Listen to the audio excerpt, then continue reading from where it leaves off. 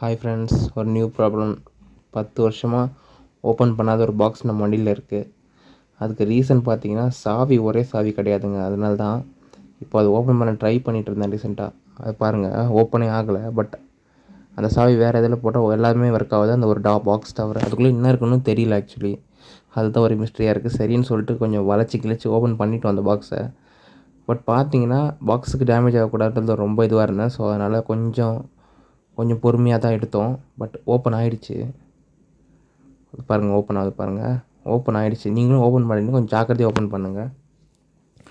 உள்ளே இதில் பார்த்தீங்கன்னா ஒரு ஆர்சி மட்டும் இருந்துச்சு. 10 வருஷம் பழைய ஆர்சின்னு நினைக்கிறேன். ஸோ ஒரு ஆர்சி பேப்பர் மட்டும் இருந்துச்சு. வேறு எதுவும் இந்த உள்ளே இல்லை. அந்தளவுக்கு உள்ள ஸ்பேஸும் கிடையாது வைக்கிற அளவுக்கு. பட் ஓகே, ஒரு பேப்பர் இருந்துச்சு. நான் எதுவும் அதுக்கு மேலே கண்டுக்கல.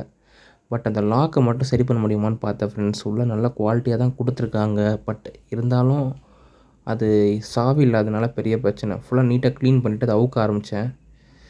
பட் அது அவுக்கல, ஸ்லிப் ஆச்சு. சரின்னு சொல்லிட்டு அந்த நட்ஸை தனித்தனியாக எடுத்துட்டோம். ஃப்ரண்ட்டில் இருக்கும் இல்லைங்களா லாக்கு, அதை அவுத்துட்டோம். டம்மி பண்ணிடலான்னு சொல்லிட்டு.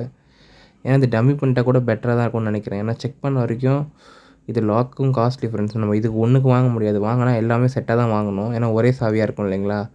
அதனால் சரின்னு சொல்லிட்டு இது டம்மி பண்ணிட்டேன். டம்மி பண்ணி மாட்டினேன்.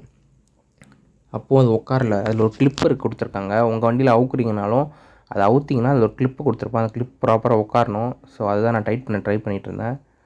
பட் டைட் பண்ண முடியல ஆவரேஜாக. சரின்னு சொல்லிட்டு கை வச்சு எடுத்து அமுக்கி பார்த்தேன். பட் அப்போது அது உட்காரல ப்ராப்பராக. சரின்னு சொல்லிட்டு உங்கள்கிட்ட ஏதாவது பழைய சாவி இருந்துச்சுன்னா, வண்டியோட சாவி, அந்த சாவி வச்சு பண்ணி பாருங்கள். கொஞ்சம் இன்னும் கம்ஃபர்டபுளாக இருக்கும் லாக் ஆகிறதுக்கு. அதே மாதிரி பார்த்தீங்கன்னா, இன்னொரு விஷயமும் உண்மை. வண்டியோட குவாலிட்டி பாருங்கள். பிளாஸ்டிக் பில்டு நல்லா கொடுத்துருக்காங்க. இது பிளாஸ்டிக்கு, ஆனால் அந்த மூடுற இது ஃபுல்லாக மெட்டலு. நல்ல குவாலிட்டியாக இருக்குது. 10 இயர்ஸ் அந்த பாக்ஸு. அந்த 2 ரப்பரில் தான் உட்கார போகுது இப்போது. ஏன்னா நம்ம இதை ஃப்ரண்ட்டில் எடுத்து விட்டோம் ஓப்பன் ஆன மாதிரி. ஸோ 2 ரப்பரில் தான் உட்காருதான்னு பார்க்கணும். வச்சு லைட்டாக ப்ரெஸ் பண்ணால் லாக் ஆகிடுச்சு ப்ராப்பராக. நீங்களே பாருங்களேன். இப்போ ப்ராப்பராக லாக் ஆகிடுச்சு. ப்ரெஸ் பண்ணால் ப்ராப்பராக லாக் ஆகிடுச்சு. எந்த பிரச்சனையும் இல்லை. நீட் கண்டிஷனில் ஆகிடுச்சு. ஸோ எதாவது தேவைன்னா வச்சுக்கலாம் உள்ள. பட் சேஃப்டி லாக்லாம் யோசிக்க முடியாது. சப்போஸ் வேணும்னா நீங்கள் ரீப்ளேஸ் பண்ணிவிடுங்க. ஏன்னா இது குவாலிட்டியாக இருக்குது. பட் லாக் நம்ம மாற்றுற மாதிரி இருந்தால் நம்ம பண்ணிடலாம். இருக்கிற லாக் நல்லாயிருக்கு இந்த வண்டியில். ஸோ அதனால் நான் சேஞ்ச் பண்ணல. நீங்கள் சேஞ்ச் பண்ணுறீங்கன்னா செட்டாக எல்லாத்தையுமே மாற்றிக்கோங்க. ஸோ உங்களுக்கு பெனிஃபிட்டாக இருக்கும்.